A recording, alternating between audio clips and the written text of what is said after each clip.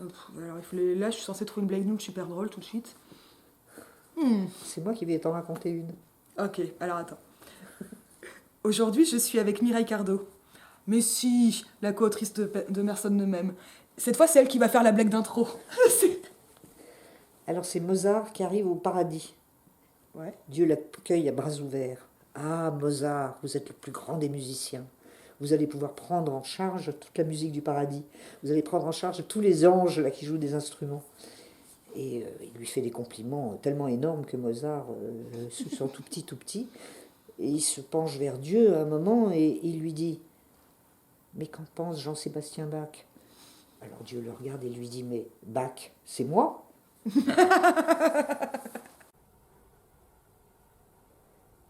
C'est ça le... Ouais. Alors, le livre, c'est Personne ne m'aime. J'ai laissé la première édition à Bordeaux. Ça, c'est l'édition de 2004, je crois. 2003. 2003. Avec la lettre de Simone de Beauvoir à l'intérieur. Et c'est celle qui est plus facile à trouver. Si on veut pas faire dans la collectionnite aiguë. Et ben, je t'ai proposé de lire un passage.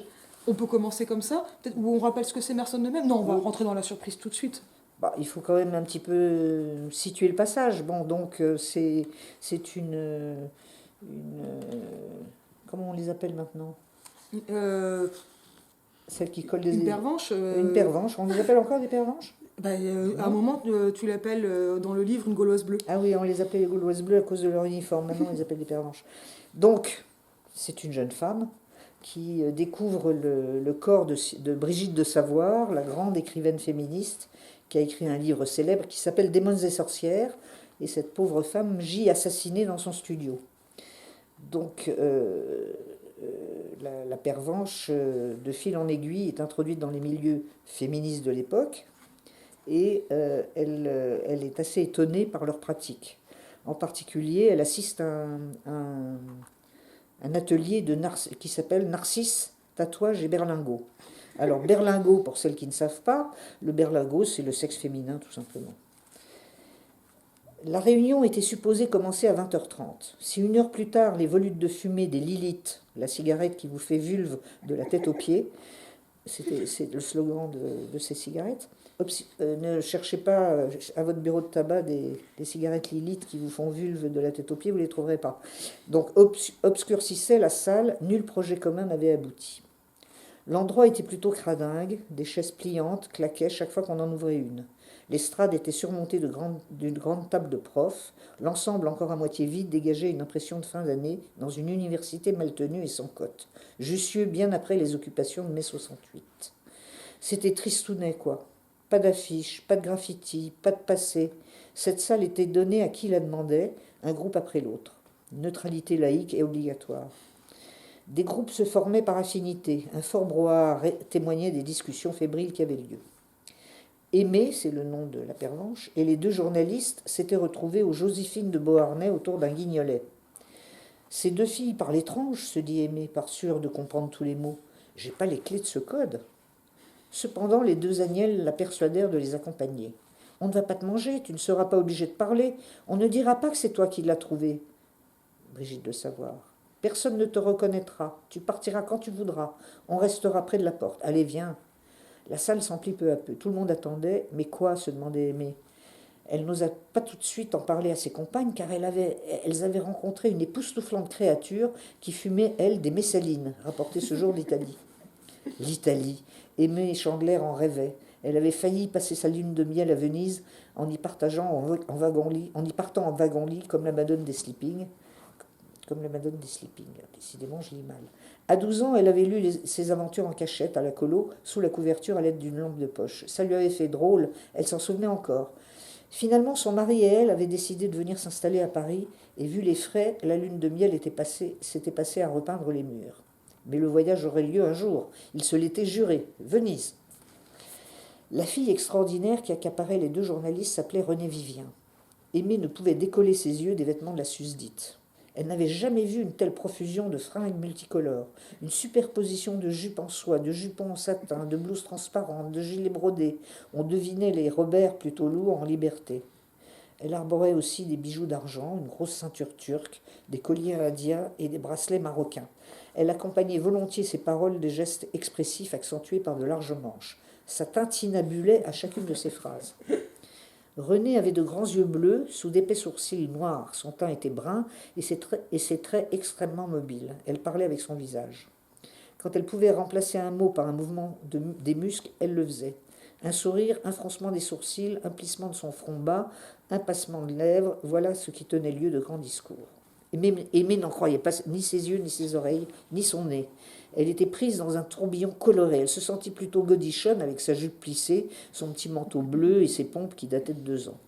Pour son métier de marcheuse, elles étaient idéales, mais ici, elle se trouvait mémère tout à coup. Ce qui la rassura quand elle réussit à ne plus fixer la belle Renée, elle eut le sentiment de refermer soudain sa bouche bée d'admiration, ce fut de voir des groupes de filles plus sobrement vêtues, un peu masculines à son idée. Au fond, il y en avait de 2 sortes, les faux frottantes et les julesses.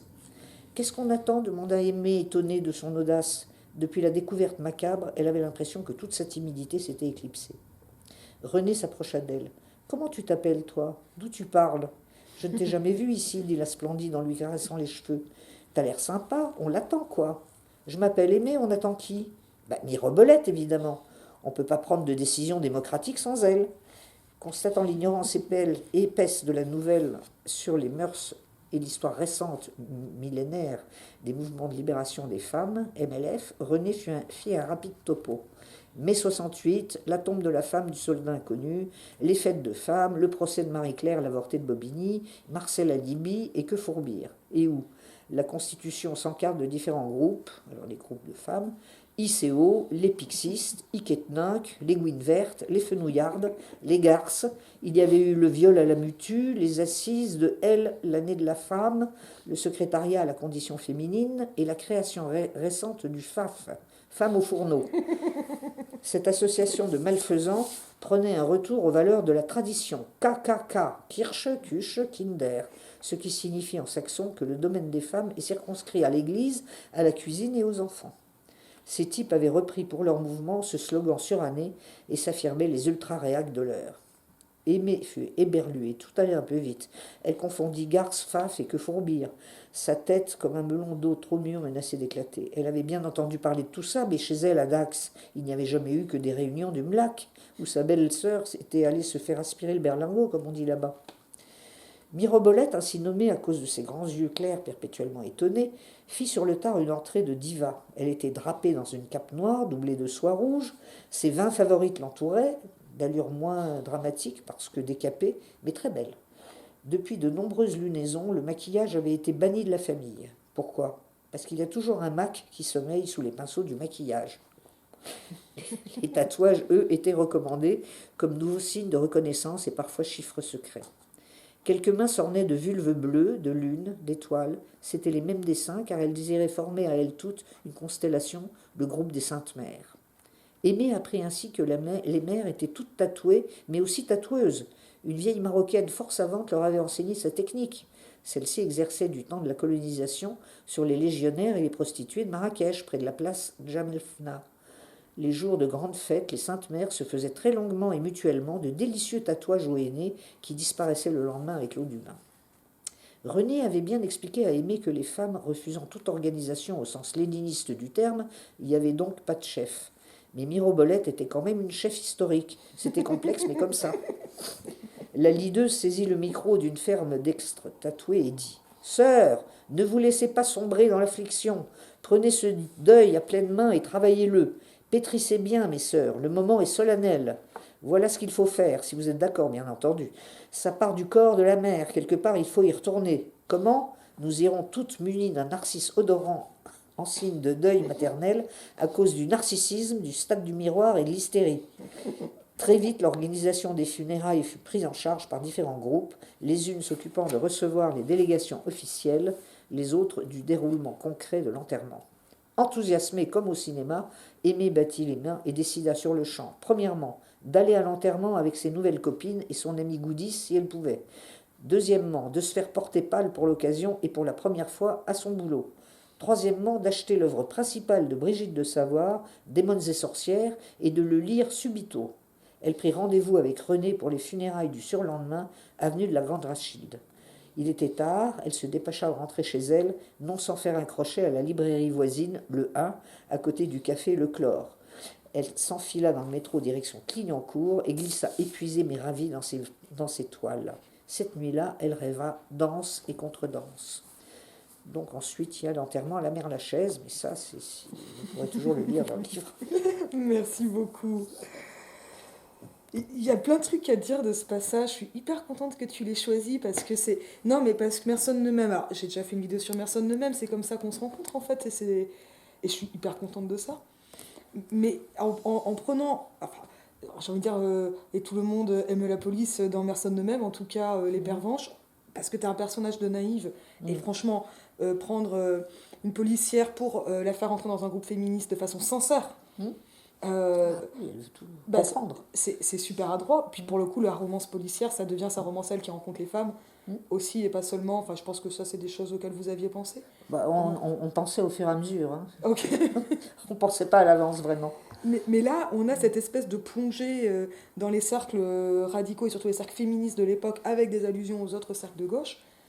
Je sais pas si ça marche pour tout le monde en l'entendant aujourd'hui. Si toutes les allusions sont claires, tu sais peut-être qu'il y a un groupe qui s'appelle Les Garces, en fait, qui est un autre groupe... Ah bon Les Garces qui s'est fondé. Et ben ça n'existait pas à l'époque. Et ça n'existait pas. Les Gounes Vertes, c'est par rapport au groupe des Gounes Rouges. Oui. Enfin, les FAF, c'est quand même vachement bien trouvé.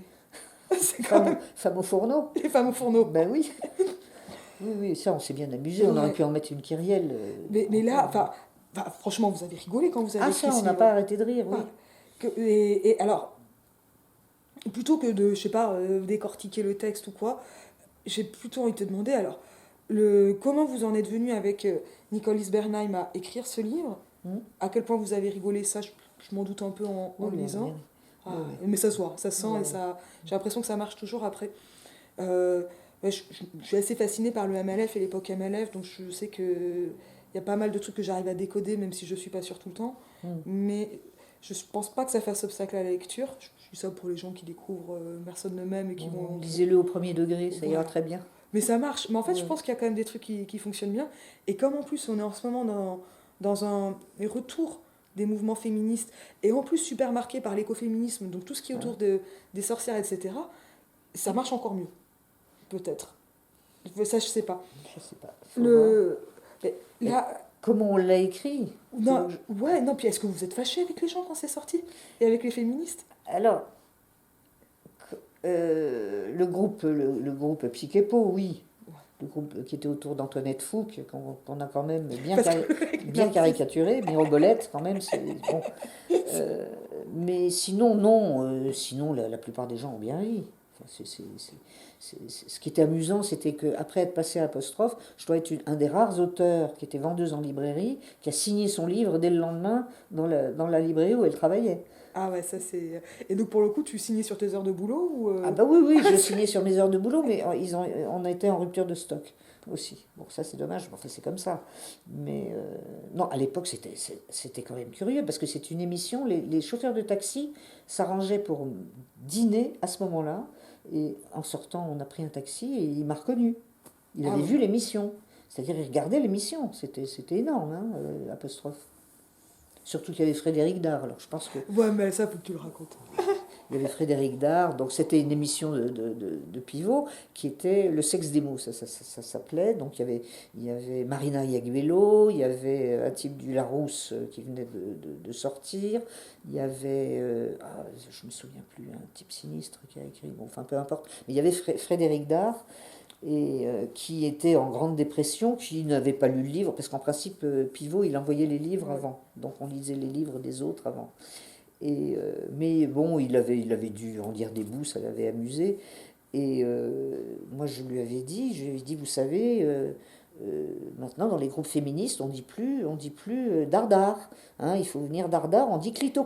Je lui ai dit, alors ça, il avait halluciné, je veux dire. Et voilà. Ça, je savais pas. Ouais. Qu'on disait clito. Non, mais je l'avais inventé. Ah oui, tu l'as inventé, d'accord, ok, parce que là, Non, je l'avais inventé sur le moment. Pour le faire rire. Comme ça m'était venu, quand je déconne. Ouais.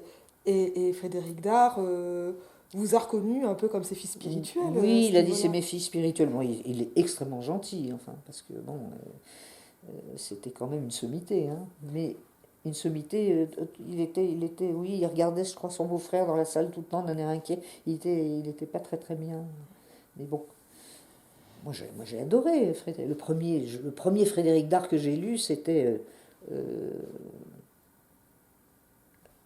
quoi? San Antonio chez les Macs, je crois. Et alors il y avait que des noms comme Maqueuse Dress, enfin, ça se passait en Écosse évidemment. Ah non, c'était Fleur de Nave Vinaigrette. Voilà, Fleur de Nave Vinaigrette, le premier Frédéric Dard que j'ai lu. Et j'ai trouvé ça formidable. Très très drôle. Hyper drôle. Mais c'est pareil, je veux dire que on voulait écrire un roman policier, mais c'est un roman policier qui fonctionne plus ou moins. Hein. C'est bien ce que dit Simone de Beauvoir dans sa lettre. Comme policier, c'est limite. Mais on a obliqué sur autre chose. En fait, on s'est tellement amusé à obliquer sur autre chose que on a un peu perdu le fil policier en cours de route. Alors, comment vous en êtes venu à ce projet? Alors, moi j'étais libraire et Nicole Lise était cliente. Et je la trouvais sympathique parce qu'on avait au moins deux goûts communs, les romans policiers et la musique d'Offenbach, qui à l'époque était assez méprisée. Moi j'aimais bien Offenbach, elle aussi. Donc nous avons sympathisé. Et puis je savais qu'elle militait, enfin qu'elle fréquentait les milieux de femmes, puisqu'elle avait cofondé enfin, le Festival du film de Créteil, enfin de, bon, Musidora. Musidora, qu'elle avait fait un livre sur Marguerite Duras tourne un film, qu'elle écrivait des textes assez féministes, mais très tripales, je dirais, c'était tripale sa littérature. Donc on vendait ses livres, enfin, qui étaient un peu confidentiels.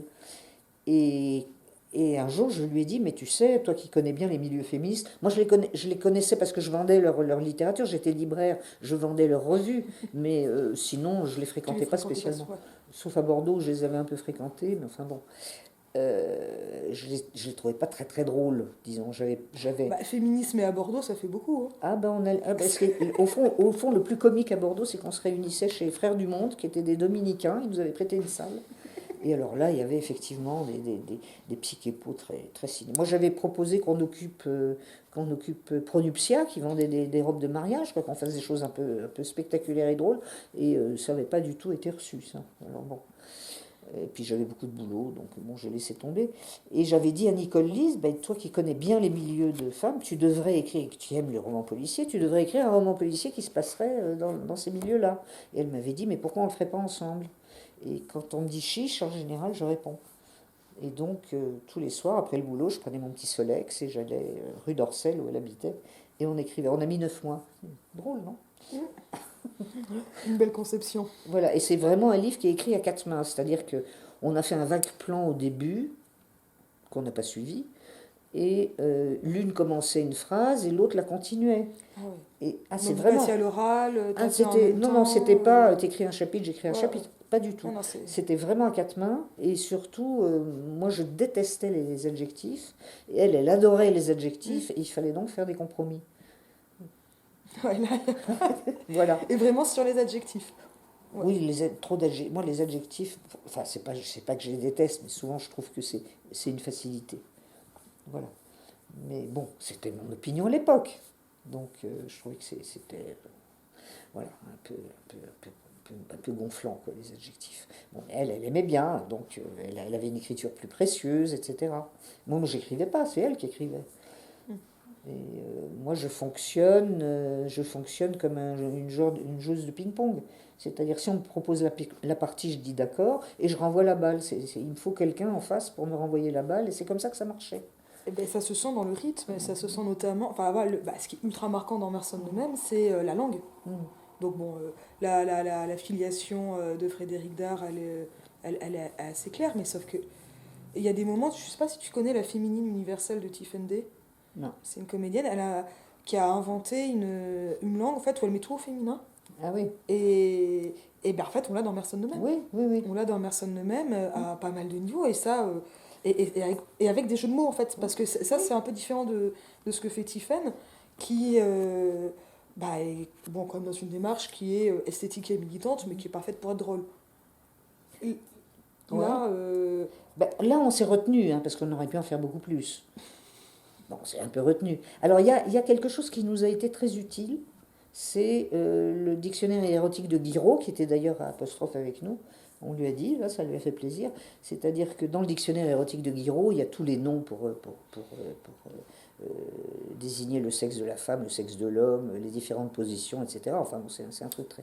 Et alors, on a utilisé des mots assez rares. Par exemple, le mot castapiane, qui veut dire chaude pisse, hein, petite vérole, enfin bon, on l'a utilisé comme nom de parfum dans Personne ne m'aime.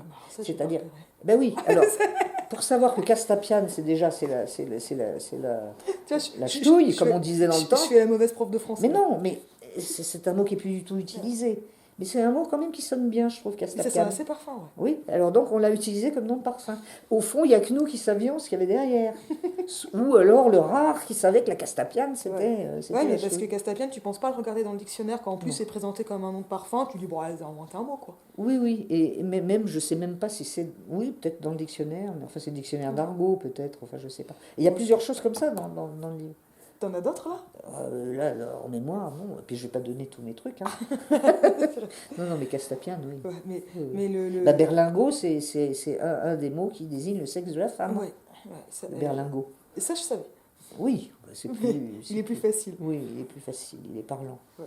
Mais et puis les jeux sur les sigles, enfin les acronymes politiques, donc, oui. voilà, les femmes au fourneau, ça marche hyper bien. Mais cette idée de féminiser les noms, la mère Lachaise, Personne ne m'aime. Alors il y a féminiser les noms et les mots, et aussi tous les mots qui commencent par père, les faire commencer par mère, quoi. Une mère de claque. Et ça, ça vous est venu comme ça un soir? Oui, un soir comme ça, oui. Et puis là, on a embrayé, quoi. Ça nous a fait rire et on a continué à rire, quoi. Enfin bon. Mais ça n'a pas dû être évident au niveau travail éditorial.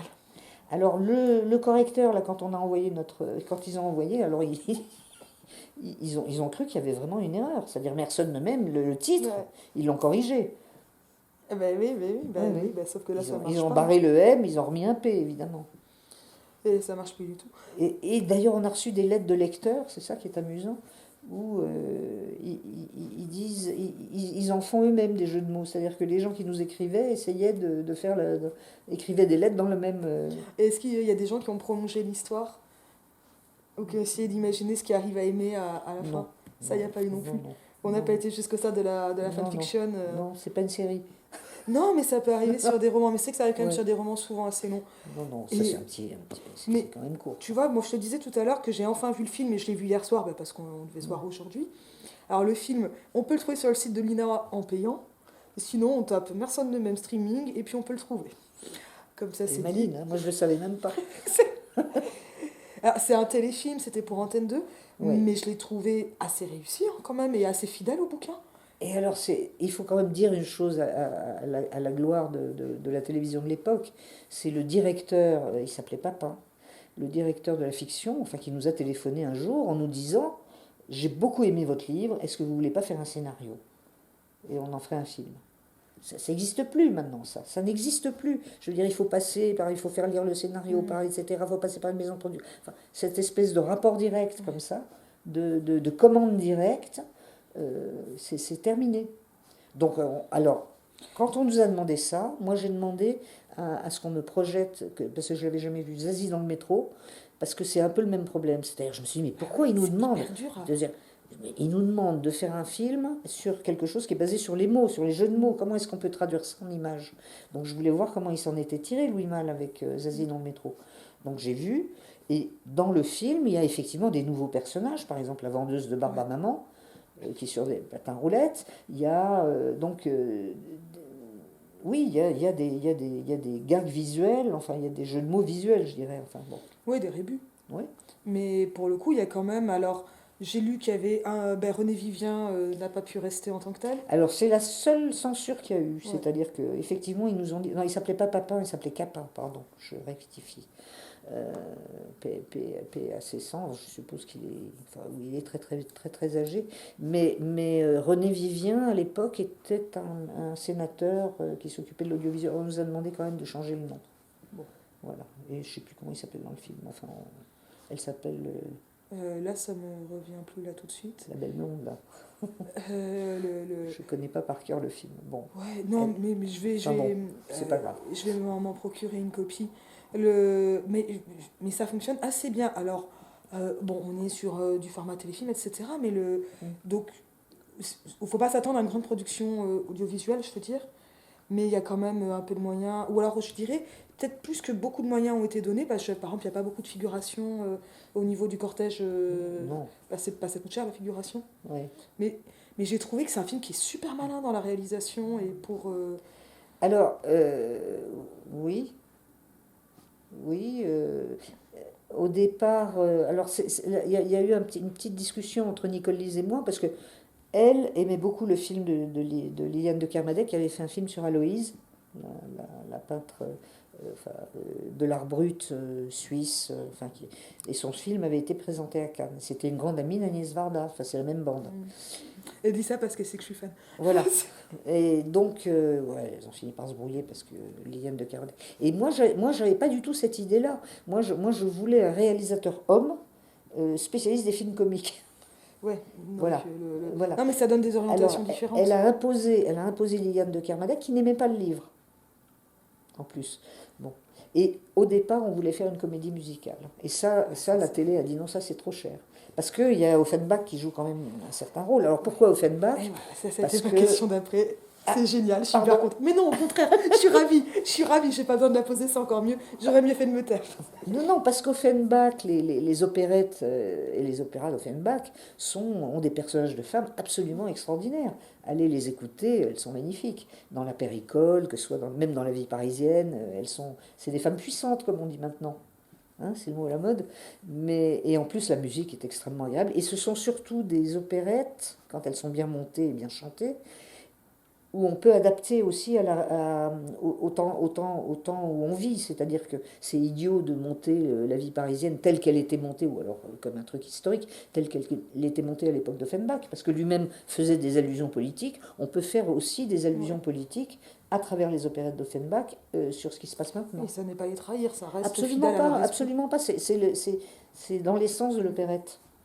Mais ça marche hyper bien. En fait, ça a même un côté... je sais pas si tu es adepte de YouTube et des vidéos YouTube, mais enfin dans les formats comiques sur YouTube, dans les formats de montage, en fait, tu as beaucoup de cuts. Et avec soit ce qu'on appelle un mème, donc une image qui va circuler beaucoup sur Internet, ou une vidéo qui circule beaucoup, soit carrément des extraits de films, etc., qui vont arriver, faire un cut, hop, et tu repasses à l'autre situation. Et ça crée des effets comiques, évidemment. Et ben c'est ce que fait le film avec Offenbach, en mettant paf d'un seul coup une phrase et ça repart. Et bon, il y a quand même cette course-poursuite avec Offenbach en plan. Enfin, et là, tu vois, autant je me souviens avoir bien vu les notes, etc. Et puis bon, c'est Offenbach, quoi. Mais en film, là, j'ai vraiment compris le rythme que ça donnait et ce qu'il fallait. On aimait Offenbach et on a puisé du coup dans Offenbach des phrases dans ses opérettes qui étaient directement en rapport avec le bouquin. Et ça marche hyper bien. Ouais. Et ça fait des effets de retour. Et ça donne en plus une espèce d'éternité ou au propos que les hommes sont bêtes. Et en même temps, c'est pas sérieux parce que c'est Offenbach. Enfin, parce que c'est Offenbach. Il y a ce décalage. Parce qu'il y a une distance. Enfin bon, voilà. Et là, pour le coup, c'est le potache. Je pense que personne ne m'aime. C'est une romance policière qui est vraiment potache. Oui, complètement. Mais ça permet aussi je sais pas, de mettre à distance la politique, des choses de cet ordre-là. Mais d'en parler aussi. Voilà, et d'en parler, de faire de la politique en se marrant. Parce qu'il y a quand même l'occupation, enfin, quand elles investissent ce qui est Libération, enfin, le journal Libération, d'ailleurs, ce qui n'est pas très bien joué, je trouve, enfin bon, c'est quand même l'époque, hein. C'était le Libé de l'époque, c'était ça, quoi. Avec les types très sérieux, qui regardaient tout ça d'un air... Ah ben oui, c'est nos amis et nous. Voilà. Non, on s'est bien amusé. On s'est bien amusé. Et apparemment, les gens qui le lisent s'amusent bien aussi. D'ailleurs, quand j'en fais cadeau, puisque notre éditeur a fait faillite, donc j'ai racheté des stocks. Faut qu'on le montre d'ailleurs. Faut qu'on le montre. La nouvelle édition. Tu veux que j'aille chercher l'ancienne? Je l'ai montré dans la précédente, donc je mettrai un lien. Non, mais parce que comme donc ça, c'est édition Joël Le Svel, ça se trouve toujours, il suffit que vous le commandiez à votre libraire. Le prix est de 9 €. 9 €, oui, bon, c'est pas trop cher encore. Non. Et ma mère était hyper impressionnée que ce soit un Losfeld. Ah oui? Ça lui a beaucoup plu comme éditeur. Mais elle a été rachetée par Gallimard, hein, maintenant. Oui, bah oui, pour le coup, j'ai vu Joël. ta fiche auteur Ouais, sur le site de Gallimard. ouais, ouais. Et là, enfin, vous vouliez vous marrer, il y avait une visée satirique, plus corrosive derrière, au moment où vous avez écrit, c'était plus bon enfant. Bah, moi, je reprochais, bon, Nicole Lise, je ne peux pas parler en son nom. Alors, je reprochais au mouvement féministe de l'époque, en particulier à Psychepo, Antoinette Fouque, les éditions des femmes, etc., un sérieux, enfin, elles se prenaient au sérieux, et elles étaient d'un sérieux mortel, quoi. Euh, c'était pas très bandant, hein, comme atmosphère, c'est le moins qu'on puisse dire. Donc, bon, Je crois que c'était pas le but. non, c'était pas le but, mais je veux dire, il y a quand même, on peut mettre de l'humour même dans les situations. Enfin, c'est même là que l'humour est le plus intéressant. C'est quand dans les situations tragiques, tout d'un coup. Oui, mais ça me. Enfin, tu vois, je retiens de ce que j'apprends sur le MLF, parce qu'évidemment, Mm, je ne l'ai pas connu, mais mm. bah, que c'était quand même une idée assez marrante de mettre une gerbe à la femme Ah inconnue du mais oui, soldat tout à fait, inconnu. oui, oui, tout à fait. Non, il y a eu Ouais. des actions, il y a eu des actions très humoristiques, hein, très drôles. Et puis La, il y la avait, lessive dans la fontaine Saint-Michel, je crois que c'est la fontaine Saint-Michel. oui, puis ils avaient des slogans, et dans la presse elle-même, enfin, dans leurs journaux, il y avait des choses très sympas, mais il y avait aussi tout un côté sérieux, sérieux, sérieux, quoi. Bah, il y a beaucoup d'universitaires qui faisaient des articles aussi, hein. Oui, voilà. Et ça, Bon. c'est. Le torchon brûle, c'était bien. C'est assez drôle, le torchon boule. Je Oui, mettrai un oui. lien pour récupérer les Oui, oui, PDF. le torchon brûle, c'était très bien, le torchon brûle. Ça, c'était des. Oui, oui. Et puis, on a commencé à voir apparaître des femmes.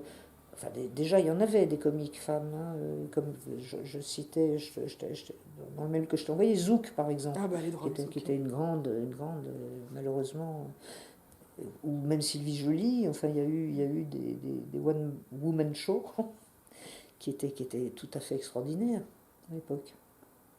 Et puis, il y a eu des films. Il y a eu des films quand même. Tu penses à quoi comme Bah, film? je pense à.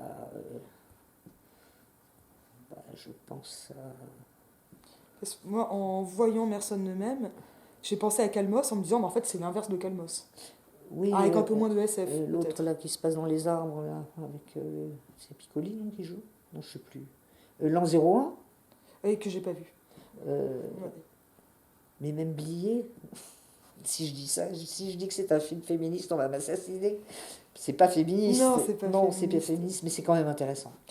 Mais Il y a quelque chose quand je suis d'intéressant tombée dans. dessus, je Ouais, savais pas que c'était un film, enfin que Blier ouais. était vraiment quelqu'un de très anti-féministe. Et apparemment, enfin, il y a même eu des manifs au moment des projets, Oui, un peu de mais je barouf, crois. des choses comme ça. Oui. Et lui, dans ses interviews, c'est clairement fait pour être un brûlot Hmm. anti-féministe. Mais quand j'ai vu Calmos, j'ai pas pu m'empêcher de trouver ça marrant. Ben oui.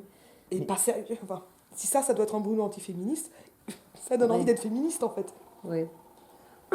Excuse-moi. Rire et fumer, ça va pas ensemble.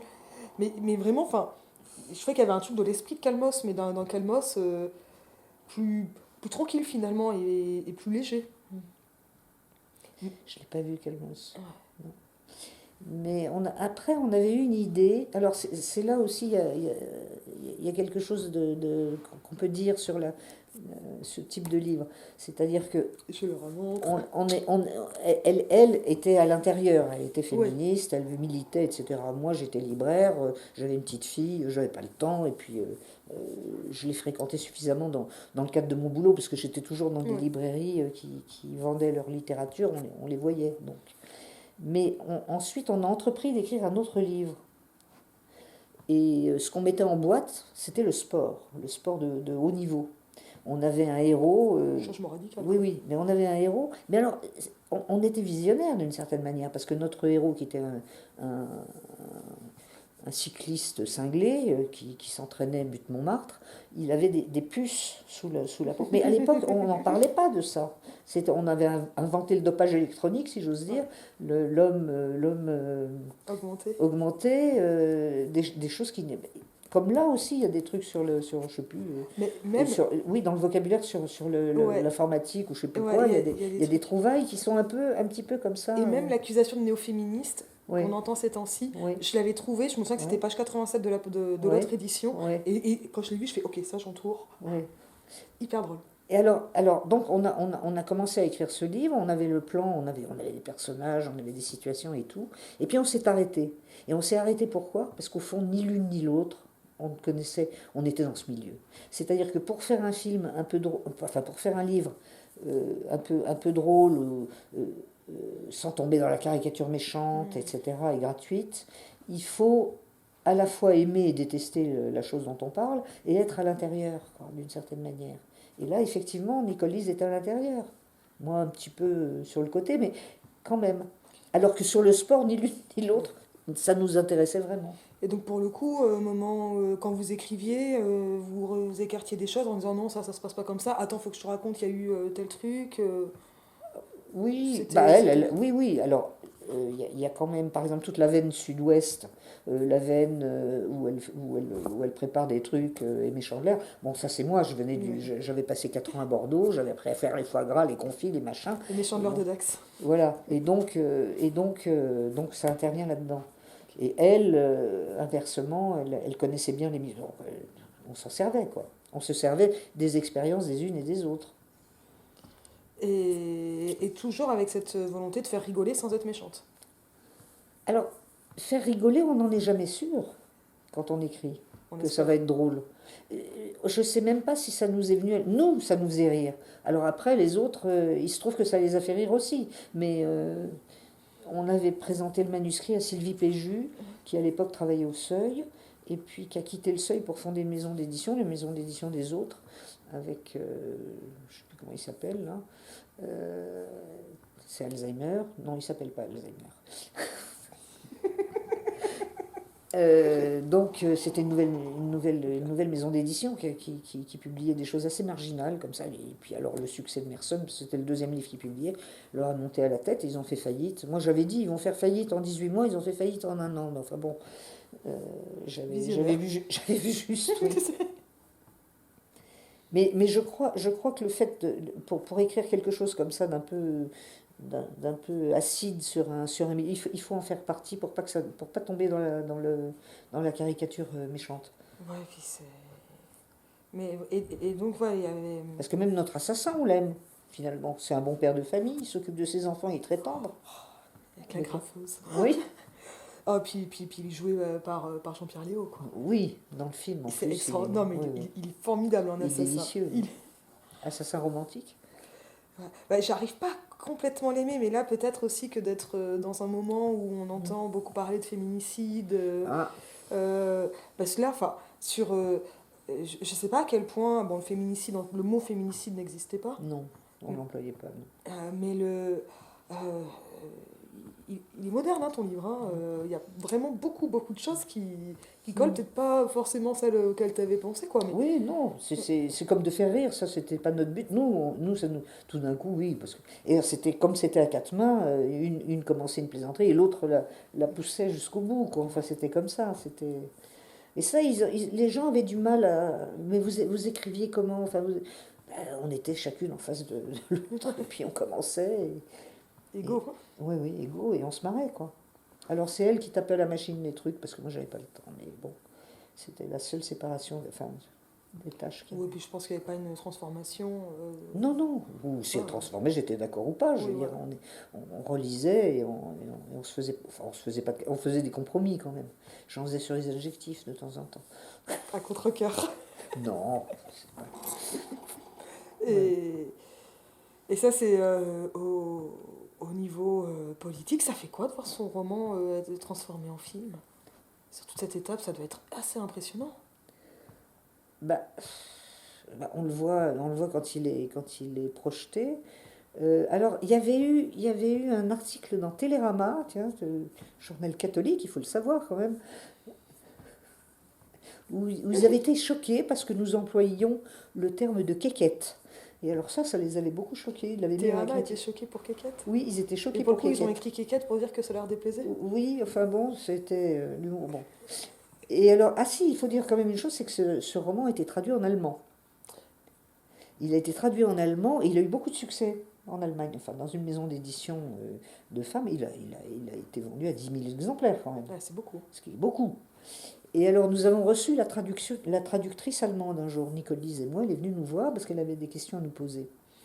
Et Je veux bien croire. elle avait des questions à nous poser. D'abord, elle nous a posé comme question où est-ce qu'elle pouvait trouver un café uniquement fréquenté par des femmes. Alors, bon, Nicole Lise lui a répondu, elle connaissait ça mieux que moi. Et ensuite, elle nous a dit, j'ai un problème de traduction que je n'arrive pas à résoudre. Alors, on l'a regardé, elle dit, je ne vois pas d'équivalent en allemand au mot quéquette. Ah. Moi, je ne sais pas l'allemand, je n'ai pas pu y répondre. C'était drôle. Et alors, donc, ce livre donc, est paru en allemand, et je crois que littéralement, c'est Les Vengeuses de Saint-Germain-des-Prés, c'est un truc comme ça. Et alors, il y a plein de notes en bas de page, parce que, enfin, comment est-ce qu'elle a pu traduire ça en allemand, je ne sais pas, mais il y a plein de notes pour expliquer. Et ça n'a pas été traduit en anglais.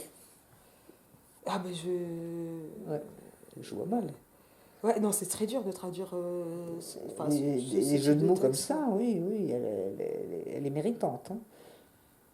Mais je comprends qu'elle est venue te poser des questions sur la quéquette. Hein. Ah ben oui, spécialiste.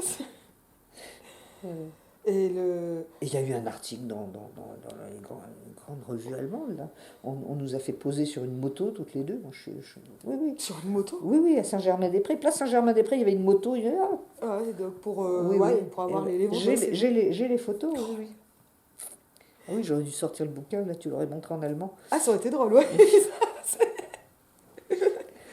Mais j'essaierai de le lire en allemand, au moins pour voir un peu comment ça s'est fait, même si je vais te j'ai un peu désappris. le prêter. Et alors l'idée de prendre une policière, alors vous vous êtes dit, il nous faut une naïve qui va entrer. Elle n'est pas vraiment policière, puisqu'elle est la pervenche, c'est celle oui, elle est contractuelle et elle met des amendes, puisqu'à l'époque on les mettait sous le pare-brise. Donc elles avaient un secteur et c'était toujours le même, et donc elles repéraient les voitures. Mais enfin, ça fait déjà 10 amendes que je mets, qu'est-ce qui se passe? Donc c'est comme ça qu'elle rentre en contact avec la concierge Alors moi j'étais allée chez Simone de Beauvoir, je savais où elle habitait, donc la description du studio, là c'est moi. Hein, parce que j'étais allée et je savais les photos partout, la mezzanine, etc. Quoi. Je visualisais bien le truc. Ouais, donc en plus c'est son appartement, quoi. Ah oui, c'est vraiment c'était son appartement. Je la connaissais un petit peu. Et alors, pour le coup, tuer symboliquement Simone de Beauvoir ou Brigitte de Savoie, et franchement, comme pseudo, Brigitte de Savoie, c'est super. C'est bien ça. Et alors, je ne pourrais plus te dire aujourd'hui qui a trouvé quoi. C'est-à-dire, Linné et Laki, est-ce que c'est moi qui l'ai trouvé ou est-ce que c'est Nicole Lise? Brigitte de Savoie, est-ce que c'est moi, est-ce que c'est elle? J'en sais rien. Parce que c'était écrit vraiment à quatre mains. Quelques semaines après l'avoir écrit, on se souvenait encore, oui, ça c'est moi qui l'avais. Mais maintenant, absolument pas. C'est complètement fondu dans le livre. Ouais, mais c'est mieux comme ça. Ça n'a aucune importance. Enfin, je veux dire, c'est vraiment un livre écrit à deux. Ce qui intrigue les gens. Comment peut-on écrire à deux? Parce que l'écriture est tellement vue comme un exercice personnel et solitaire, et on est devant la page blanche et on souffre, que l'idée d'écrire à deux, c'est... Ouais, puis écrire du comique, c'est pas être vraiment écrivain. Oui. Ah ben, il y a quoi? Bon et Burnier, non? C'est quoi le duo, là? Ils écrivent à deux, je pense. Enfin, j'en sais rien comment ils écrivent. Je sais que dans les écritures, Erckmann et Chatrian, je crois qu'il y en a un qui notait et l'autre qui faisait des allées, qui marchait en racontant l'histoire. Mais j'en suis pas sûre. Non, mais en France, on est vraiment marqué par ce mythe de l'auteur dans sa tour d'ivoire. De l'auteur, oui, perso, quoi. C'est très perçu comme une activité très, très, très personnelle, enfin, très individuelle. Ouais. Alors que bon, on fait de la musique à plusieurs, par exemple, donc pourquoi pas des livres? Oui, mais la composition. Ah oui, la composition. Parce que c'est de ça qu'il s'agit. Ouais, mais là, j'ai l'impression que vous avez plus fait le bouquin comme on fait un bœuf, quoi. Oui, ça, oui. C'était la récré. Hein. Non, mais ça se sent. Il y a quelque chose de la récré comme ça qui arrive quand on l'ouvre. Et le feuilleton aussi, là, on s'est laissé aller. Alors avec le feuilleton, c'est quelque chose, le feuilleton pour France Culture. Ah, mais parle-nous du feuilleton. Hurrah sur le Baudet. C'est l'histoire d'une cinglée, d'une fille qui est amoureuse des Baudets du Poitou, parce qu'ils sont en voie de disparition. Et elle apprend que dans une tribu en Afrique, il y a des Baudets du Poitou sauvages, parce que les Allemands en Namibie, quand ils sont partis, ils ont laissé des chevaux qui sont redevenus sauvages. Ils ont aussi laissé des Baudets du Poitou. Alors elle y va, Et elle est accueillie dans une tribu africaine qui fonctionne d'une manière très particulière. Et en particulier, ce sont des gens tout à fait au courant de toutes les dernières technologies, qui boursicotent, qui usent d'Internet, etc. Mais dès qu'ils voient des ethnologues arriver à l'horizon, alors Ils cachent tout. ils cachent tout, ils s'habillent en africain qui danse et avec leurs bijoux, les scarifications et tout. Et puis, voilà. Et puis parmi eux, il y en a qui ont fait de l'ethnologie inverse. Mais ça existe. C'est-à-dire, c'est des Africains qui sont venus étudier des bergers des Pyrénées, ou enfin, je sais pas, des localités particulières en montagne, qui ont fait donc, de l'ethnologie inverse. Alors, ça, parce que elle voyageait pas mal, Nicole Lise, elle faisait des reportages un peu à droite et à gauche, et cette idée de quête du Baudet du Poitou et tout ce qui s'ensuit, parce que c'est pareil, là, on est arrivé, c'était pour se moquer un peu de la littérature de voyage qui nous gavait, parce que Dieu sait si c'est à la mode, enfin c'était à la mode, et puis bon, et aussi de l'ethnologie telle qu'elle était pratiquée, enfin par certains. Et puis on a complètement oublié, on a inventé des personnages mais totalement délirants. Enfin vraiment, c'est devenu presque de la science-fiction. Hein. Alors donc on a transformé ça en feuilleton, et c'est quand même Pied-Plu qui raconte. Et lui, il y avait des moments, moi j'ai assisté à quelques prises, et il y avait des moments où il riait tellement qu'il ne pouvait plus dire son texte. Il ne pouvait plus dire son texte. Mais c'était trop profus, il y avait trop de choses. Quoi. On a été trop... il y avait de quoi faire 10 romans là-dedans. Enfin. Ouais, mais c'est la surabondance aussi qui fait qu'il y a un truc qui marche. Oui, mais là c'était un peu trop, je crois, surabondant, enfin, à mon avis. C'est pour ça que les éditeurs n'ont pas... Enfin, j'en sais rien, les éditeurs, ils ont pas voulu l'éditer, en tout cas. Et ça, c'était sur France Culture. France Culture. Si je retrouve le lien, je le mets en description. Oui, je ne sais pas si les archives vont jusque-là. C'est pas sûr. Mais si ça t'amuse, hein, j'ai le manuscrit. Enfin, Ah, mais ouais. Ça risque de m'amuser, ça a l'air en tout cas d'être amusant. Ah, c'est un peu profus. Il y en a trop. C'est comme t'es un peu écœuré, quoi, comme si tu manges trois plaquettes de chocolat au lieu d'une. C'est un peu l'indigestion, je trouve. À mon avis, hein, mais peut-être que je peux me tromper. Mais je suis curieuse en tout cas. Oui, Là, je suis vraiment curieuse. Et j'ai envie de te poser une question, mais vraiment bête. Mais Simone de Beauvoir, alors donc dans l'avantage de l'édition récente, c'est la lettre de Simone de Beauvoir. Donc elle t'a envoyé? Oui, oui, comme on l'assassinait, on lui a envoyé le manuscrit avant parution. On s'est dit quand même, elle est encore vivante, on va pas lui faire ça. Ouais. Et puis on l'aimait bien toutes les deux. Enfin, moi je l'avais connue un peu à l'adolescence. Enfin, j'avais eu un lien avec elle. Elle avait répondu à mes lettres d'adolescente. Le genre de lettres, que dois-je faire, je suis dans telle situation, etc. C'est la guerre d'Algérie, hein, jusqu'où doit-on aller pour aider les Algériens, enfin, bon. Et très gentiment, elle m'avait répondu, et puis on se voyait régulièrement autour d'un café, puis elle m'avait demandé de lui trouver une secrétaire pour lui taper le dernier tome de ses mémoires. Et j'avais eu la surprise, d'ailleurs, j'avais eu le manuscrit entre les mains, et elle écrivait à la main. Ils étaient écolos quand même, Sartre et elle, hein, parce que de l'autre côté, il y avait un texte de Sartre. C'est-à-dire, le papier n'était pas perdu, il n'était pas jeté. C'est vraiment du manuscrit pour collectionneur, archi-collectionneur. Hein. Oui, j'aurais dû le garder, tiens. Bon, et puis, on lui envoie le texte, et elle nous a répondu cette lettre, qui est très juste, hein, quand elle dit que c'est pas un roman policier extraordinaire, elle a raison. C'est pas un roman policier extraordinaire. Mais enfin, elle a bien ri quand même. Oui, mais c'est un prétexte, le roman policier. Oui, oui. Non, elle a bien vu qu'elle n'était pas vraiment assassinée quand même. Enfin, elle est très vite assassinée. Quoi. Oui, non, mais ça ne dure pas. Et puis, il y a un décalage entre quand même ce qu'est le deuxième sexe et ce qu'est démon et sorcière dans Personne ne m'aime. Oui. Parce que là, en fait, vous êtes parti directement sur les franges les plus ésotériques du moment MLF, parce que c'est les sons les plus drôles, mais ce sont aussi celles qui reviennent le plus. Ben oui. Et ça, alors c'est vrai qu'imaginer en plus Simone de Beauvoir et pas faire de la sorcellerie ou écrire démon et sorcière rajoute quand même du fun. Oui, oui, c'est vrai, j'avais pas pensé à ça. Ah, mais elle est vraiment pas dans. Enfin, elle n'était pas dans le trip de la sorcellerie. Non, non. Elle doit en parler un peu quand même dans le deuxième sexe, non? Pas du tout.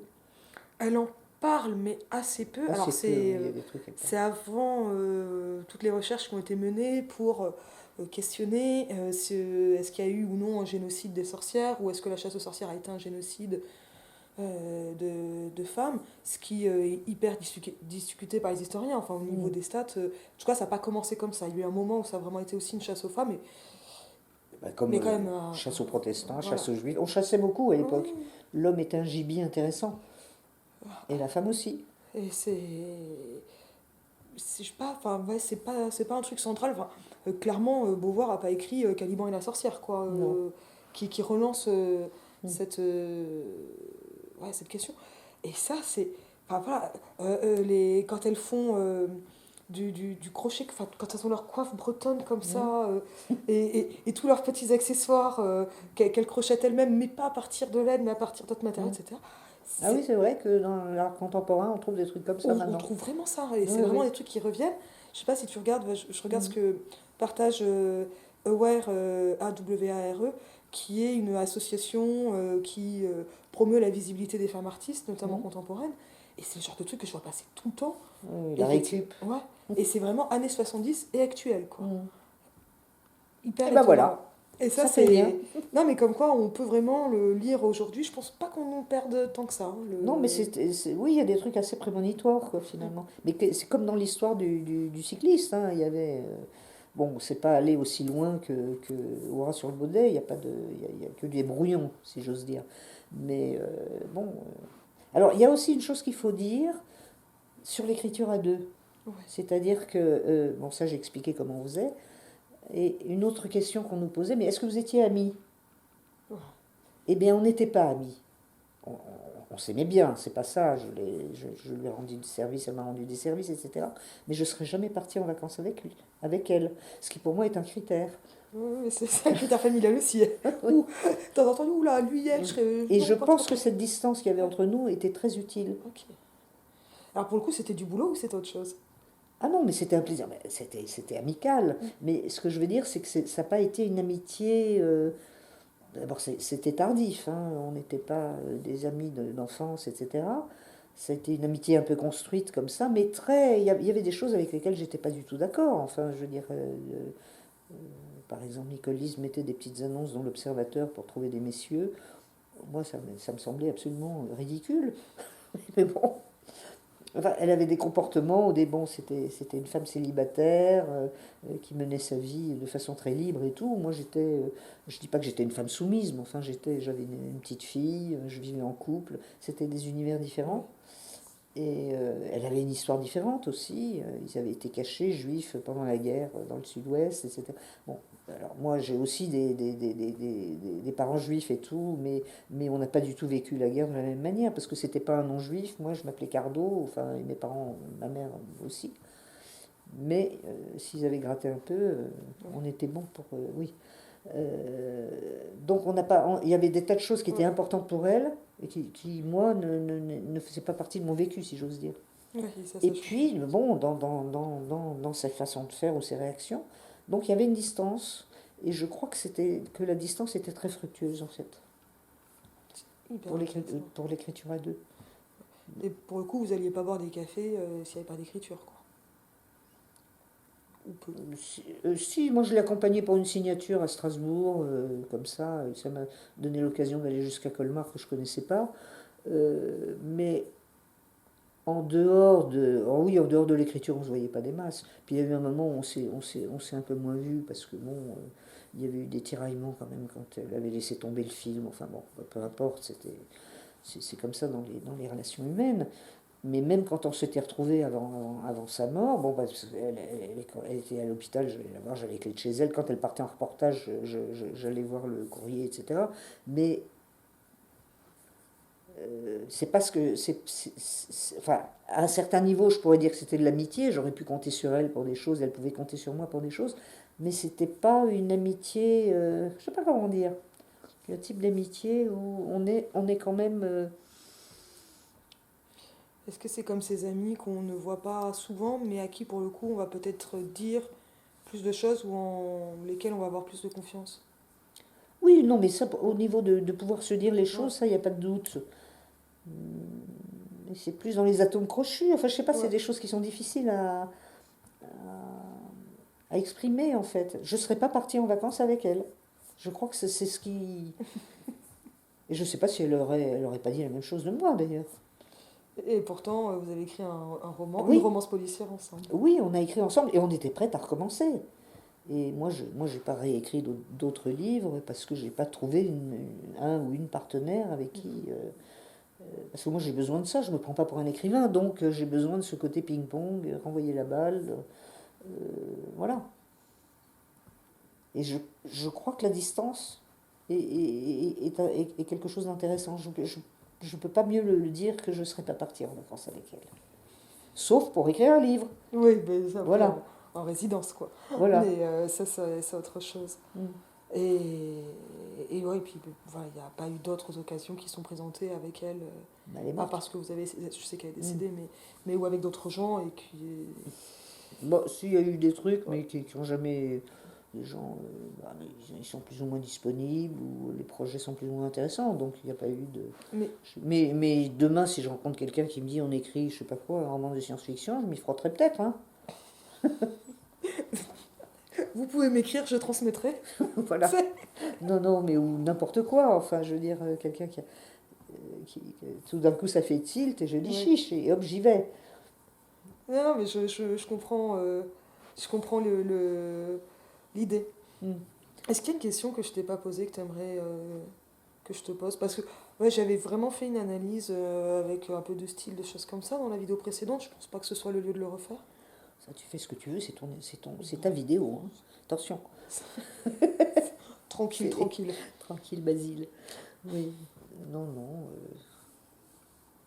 Non, c'était des moments heureux quand même, ces Ouais. moments d'écriture à deux. Et alors, peut-être, quand même, si tu me dis 9 mois d'écriture, et c'est marrant, mais en 9 mois où tu y allais tous les soirs, Hmm. c'est quand même vraiment un truc qu'il faut organiser quoi dans sa vie. Enfin, Bah, c'était après le repas, j'avais couché Ouais. ma fille, c'était l'heure de se coucher, là il était 9 h du soir. On ne pouvait pas travailler beaucoup parce que j'arrivais, Ouais, toi. j'étais en Solex et elle habitait pas trop loin, donc voilà. Et puis les moments où j'avais pas ma fille, par exemple les vacances, si elle était avec son père, et que j'ai. Alors là, bon, sur les week-ends ça pouvait être un peu plus. Mais c'est. Tu vois, enfin, je veux dire, c'est assez dense quoi, apparemment. Ça a été un rythme assez soutenu pour l'écriture. C'était très régulier, oui, Ouais. oui, oui, oui. Elle était sérieuse, moi aussi. Ça se voit pas quand on le lit. Non, Vraiment, non, ça mais se voit pas quand on le lit. pour ce qui est des horaires de travail ou des choses comme ça, les engagements, oui, oui. Bon, sauf quand elle avait du boulot et qu'il fallait qu'elle parte, je Non, sais mais pas ça, où. ce sont des empêchements. Oui, C'est oui. autre Non, chose. non, elle était très. Bah, il fallait, hein, quand t'es freelance, euh, reporter, je sais pas quoi, voilà. Elle faisait beaucoup de radio aussi. Beaucoup de radio, elle a fait. Et ça impose beaucoup de rigueur. Oui, enfin, oui, oui. Non, non, elle m'a appris plein de choses. Elle fréquentait un monde que je connaissais pas. Elle m'a apporté beaucoup. Mais c'est vrai que ça fonctionnait très très bien au niveau du ping-pong. Et je crois que pour écrire, moi j'ai absolument besoin de ça. Mais c'est vrai que le ping-pong, on n'est pas collés l'un à l'autre. Mm. Il y a la distance Et la table. il y a la table. Mais non, mais c'est ça, quand je dis, il y avait une distance et c'est ça qui est fructueux. Parce que la balle revient et on voit. Enfin bon. Et là, ça marche. Oui, je sais pas si ça fait sens. Non, je pense que ça fait sens. Mm. Mais je pense qu'on va arrêter là. Oui. Et je vous dis à bientôt. Et Au je te revoir. dis un grand merci. Bah, et moi donc.